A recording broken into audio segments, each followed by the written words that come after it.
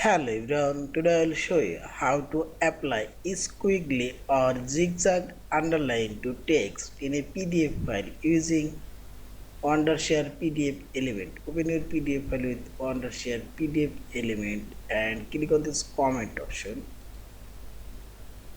and click on this down arrow, and here you will find this squiggly underline option. Click here and drag your mouse cursor and select your text.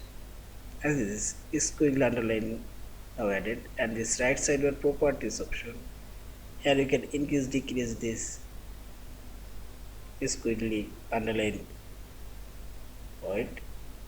Also you can change here color and see this.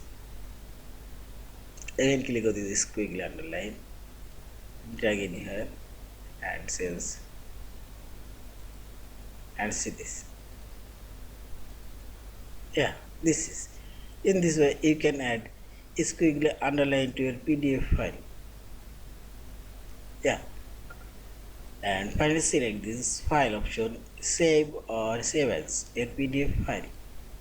Thank you for watching. Please subscribe, like, share and comments.